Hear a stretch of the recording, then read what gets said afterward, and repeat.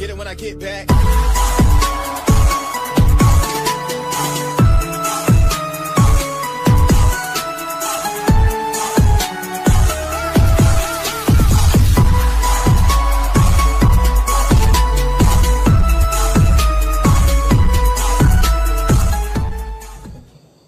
Bismillahirrahmanirrahim. Assalamualaikum warahmatullahi wabarakatuh.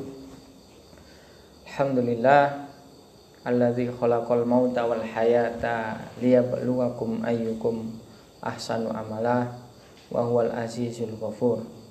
Asyhadu an la ilaha illallah wa asyhadu anna Muhammadan abduhu wa rasuluhu la nabiyya wa la rasula ba'da. Qala Allah ta'ala fi kitabihil karim. A'udzu billahi minasyaitonir rajim. Inna a'tainakal kautsar fasholli li rabbika wanhar inna syani'aka huwal abtar. Alhamdulillah, para jamaah yang dirahmati Allah Subhanahu wa taala, kita bisa bertemu kembali pada kesempatan yang mulia ini di malam yang insyaallah penuh barokah ini di media sosial, khususnya channel kami di Chandra Revolusi Channel, dimanapun Anda berada. Alhamdulillah kita diberi kesempatan, diberi kesehatan, sehingga kita masih dapat bertatap muka kembali. Sholawat serta salam kita haturkan kepada junjungan Nabi Muhammad SAW, karena berkat junjungan, berkat perjuangan beliaulah yang menegakkan kalimat tauhid la ilaha illallah. Kita yang awalnya jahiliyah, yang awalnya penuh dengan kebodohan, menjadi umat Nabi terang benderang, yang penuh dengan keadilan, yang penuh dengan kebenaran, dengan agama ad-dinul Islam. Jamaah yang dirahmati Allah Subhanahu wa taala, kurang beberapa hari lagi kita memasuki salah satu bulan yang dimana pada bulan tersebut ada momen besar dalam agama kita, yaitu agama Islam. Bulan tersebut adalah bulan Dzulhijjah, dimana bulan Dzulhijjah itu bulan yang sebenarnya dinanti-nantikan oleh seluruh umat Muslim yang ada di dunia, yang mana di sana ada satu ibadah yang saya yakin setiap orang menginginkannya, yaitu ibadah haji ke Mekah dan ke Madinah. Inilah oleh karenanya di bulan Dzulhijjah inilah ada beberapa amalan yang memang spesial begitu ya, yang memang spesial disediakan Allah khusus di bulan Dzulhijjah.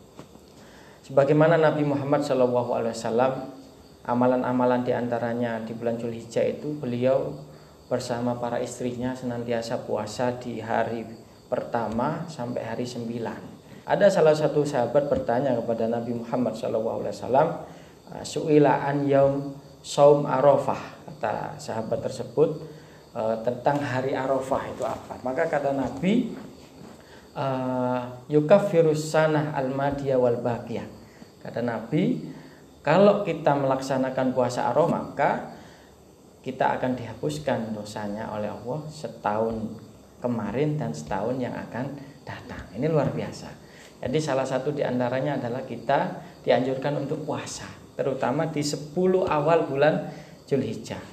Ini amalan yang pertama, kata Nabi Muhammad SAW. Kemudian yang kedua tentu salah satunya adalah ibadah haji, yang mana serangkaiannya itu mulai datang, dan kemudian ada wukuf, kemudian ada sa'i dan lain sebagainya. Itu memang sangat dianjurkan bagi yang mampu. Nah, berhubung pemerintah Republik Indonesia pada tahun ini, tahun 2021, dengan berbagai pertimbangannya memilih untuk, kalau saya mendengarkan itu memilih untuk lebih mementingkan keselamatan dan kesehatan para calon jamaah haji, maka memutuskan untuk tidak memberangkatkan ibadah haji pada tahun ini. Tapi jamaah yang dirahmati Allah, kita tidak perlu kesal, tidak perlu terlalu mengeluh. Memang itu adalah pukulan yang sangat berat bagi kita. Mungkin kita sudah berjuang 10 tahun terakhir untuk mengumpulkan dana pelunasan, kita mendaftar, kita antri, saat-saat momen yang kita tunggu malah ya seperti itu, kondisi dunia tidak memungkinkan untuk kita berangkat. Kemudian faktor lain kata pemerintah juga persiapan yang mepet, itu nanti kurang maksimal sehingga lebih baik dibatalkan. Tapi jamaah yang dirahmati Allah, amalan selanjutnya yang bisa kita lakukan di bulan Dzulhijjah yang tidak kalah dengan ibadah haji adalah ibadah kurban. Sebagaimana ayat yang kami bacakan tadi di Al-Kautsar ayat 2 itu, fasholli li rabbika wanhar. Jadi inilah Islam itu, keindahan Islam itu letak di sini. Jadi ada hubungan horizontal dan vertikal, itu kita harus balance, kita harus seimbang. Kalau di ayat lain kan aqimus shalah wa atuz zakah, jadi mendirikan sholat dan berzakat. Hablum minallah kita dapat, kemudian kita imbangi dengan hablum minannas, kita zakat, kita sedekah, kita infak. Sama seperti halnya bulan Dzulhijjah ini, di situ ada satu amalan yaitu fasholli rabbika wanhar. Kita sholat, kita tunduk patuh, kita sujud kepada Allah. Kemudian wanhar, kita dianjurkan untuk berkorban. Nah, ini ibadah yang penting juga di bulan Dzulhijjah ini. Nah, oleh karenanya mari kita sekuat tenaga, kalau memang kita mampu. Kata Rasulullah SAW kalau di Bulughul Maram di Babul Adhohi ini dari Abu Hurairah radhiyallahu an, qala Rasulullah SAW bersabda, man kana lahu sa'atun walam yudhi fala yaqrabanna musallana. Jadi barang siapa yang mampu berkorban tapi dia tidak berkorban, maka jangan dekati tempat sholat kami. Sampai Nabi itu bersabda demikian. Artinya memang ini statusnya kurban itu wajib bagi yang mampu. Wajib bagi yang mampu.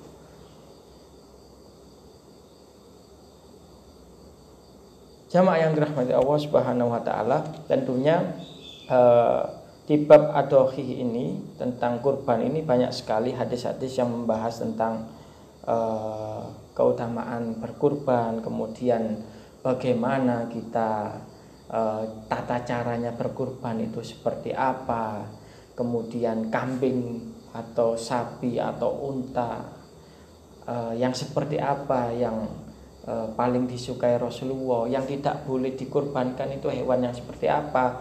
Insya Allah nanti akan kita bahas. Yang jelas di surat Al-Hajj ayat 37 Allah Subhanahu wa taala berfirman, lan yanalallah,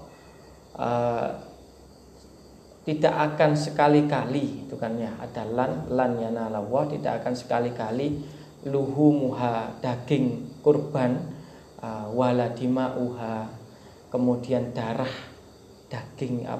hewan yang kita kurbankan itu sampai ya, walakin yana luhut taqwa minkum, tetapi yang sampai di hadapan Allah itu adalah rasa takwa kita kepada Allah Subhanahu wa taala.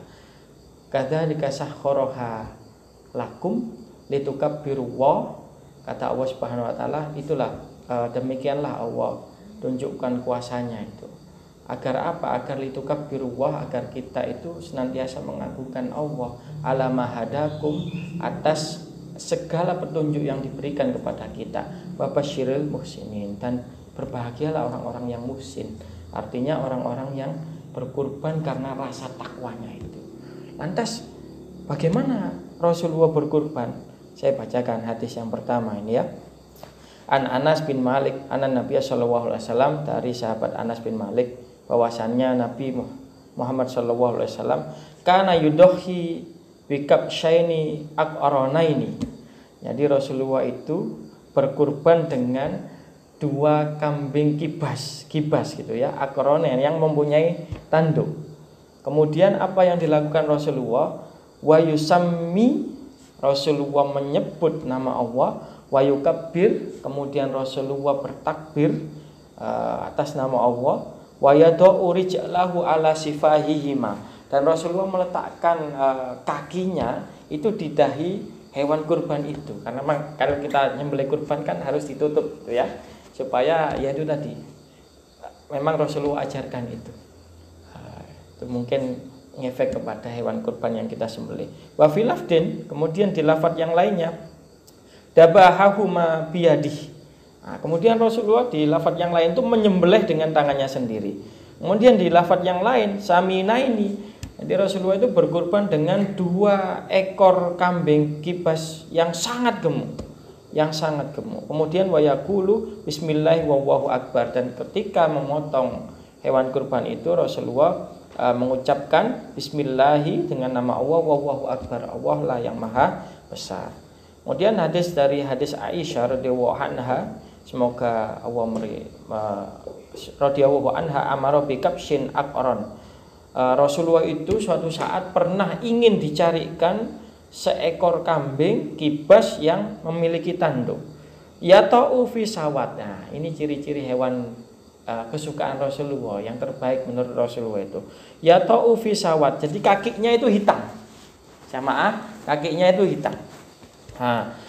Wayabruk fi sawat. Kemudian perutnya itu hitam.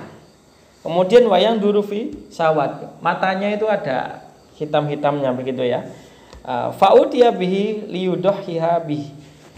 Maka datanglah seseorang untuk menyerahkan hewan kurban kambing kibas yang dimaksud Rasulullah itu, kaki, perut, matanya itu, sekitar matanya itu hitam, untuk dikurbankan. Faqala laha, maka Rasulullah berkata kepada Aisyah, ya Aisyah, halummi almudiyah, berikan aku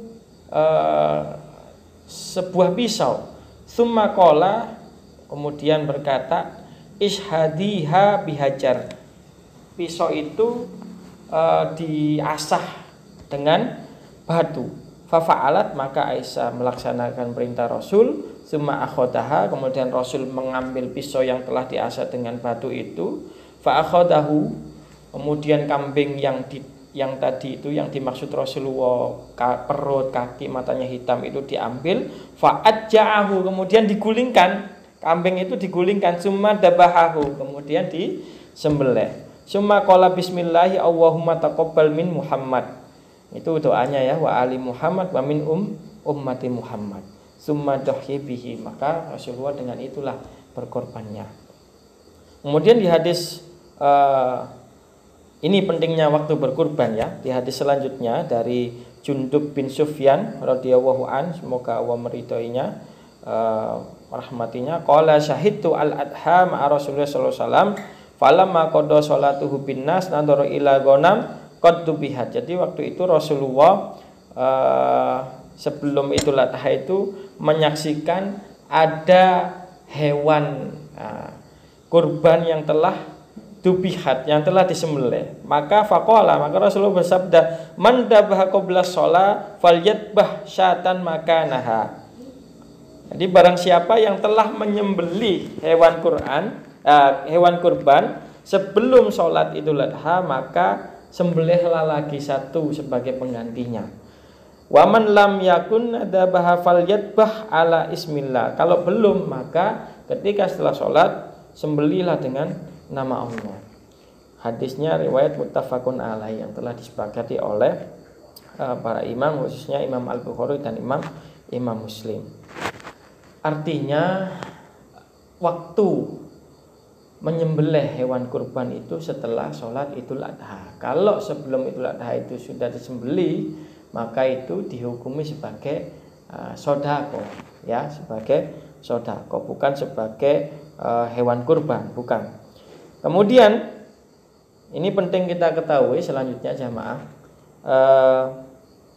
hewan apa saja yang tidak boleh atau Rasulullah melarang Yang seperti apa hewan kurban itu? Ini di hadis ke 1 2 3 4, ada hadis kelima. Wa anil Bara' bin Azib radhiyallahu an qama fina Rasulullah sallallahu alaihi wasallam faqala, Rasulullah berdiri di antara kami, kemudian Rasulullah bersabda, arbaun la tajuzu fid dohaya. Ada empat hal yang perlu diperhatikan, yang tidak boleh untuk dikorbankan. Hewan kurban itu ada 4 hal yang tidak boleh dikorbankan. Apa kata Nabi? Al-aura'ul al-bayyinu awaruha. Jadi kalau sudah hewan itu buta dan nyata-nyata buta, bukan buta secara hak ya. Kadang kan ada kambing itu ataupun sapi itu kena penyakit mata sehingga menghalangi pandangannya, itu tidak disebut. Yang buta itu memang betul-betul buta. Yang nyata-nyata buta itu yang pertama. Kemudian wal maridatul bayyinu maraduha. Kemudian yang benar-benar sakit. Kemudian wal arja'u al bayyinu dolauha. Kemudian yang pincang. Nah, ini tidak boleh. Yang pincang dan benar-benar pincang. Kalau hewan itu katakanlah di kandang itu keseleo atau memang dari lahir tidak pincang, kemudian ada hal yang tidak dengan keseleo dan masih bisa diobati untuk kembali normal, tidak apa-apa. Dan yang terakhir wal kabiratul lati latunki, dan kambing, sapi ataupun unta yang sudah tua dan tidak memiliki sumsum. Jamaah yang dirahmati Allah Subhanahu wa taala, itulah 4 hal yang dilarang Rasulullah ketika kita hendak memilih hewan kurban. Yang penting tidak buta, kemudian tidak tidak sakit, artinya hewan itu sehat, kemudian tidak pincang, kemudian yang muda gitu ya. Tua tidak apa-apa asal masih ada sumsumnya. Kalau tua banget itu yang tidak boleh. Yang sudah keriput itu yang dilarang oleh Rasulullah Shallallahu Alaihi Wasallam.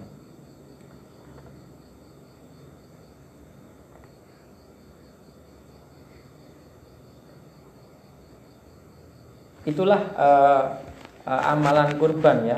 Ada aturan-aturannya. Kemudian hewan apa yang disukai Rasulullah, hewan apa yang yang dilarang Rasulullah untuk dikurbankan, itu amalan yang ketiga. Jadi kita sudah bahas masalah di bulan Dzulhijjah ini ada puasa, kemudian ibadah haji, kemudian yang ketiga adalah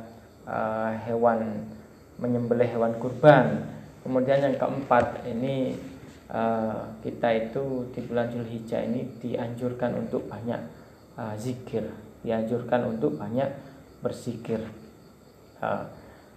Maka kata Rasulullah SAW yang artinya perbanyaklah makan dan minum dan berzikir itu ketika hari tasyrik ya. Memang hari tasyrik itu haram untuk berpuasa. Memang kita yaitu tadi masih menikmati momen berbagi itu tadi. Hablum minan nas, kepedulian sosial. Jamaah yang dirahmati Allah Subhanahu wa taala, jadi itu adalah amalan-amalan utama yang sunnah muakkad, artinya sunnah yang sangat-sangat dianjurkan untuk kita laksanakan. Di antaranya saya ulangi lagi puasa di 10 hari pertama di bulan Dzulhijjah, terutama puasa Arafah. Kemudian yang kedua adalah melaksanakan ibadah haji. Kemudian yang ketiga adalah kita berkurban wajib bagi yang mampu. Kemudian yang terakhir adalah kita memperbanyak zikir, memperbanyak istighfar, memperbanyak zikir kepada Allah Subhanahu wa taala. Mungkin hanya itu pemirsa pada kajian malam ini di tempat yang insyaallah berbarokah ini. Kurang lebihnya mohon maaf. Insyaallah kita akan bertemu kembali di pembahasan yang lebih lanjut di kesempatan yang akan datang. Insyaallah jazakumullahu khairan. Semoga bermanfaat. khususnya bagi diri kami pribadi dan umumnya bagi para jamaah yang pemirsa di konten YouTube ini. Terima kasih. Nasrun minallah wa fathun qarib. Wassalamualaikum warahmatullahi wabarakatuh.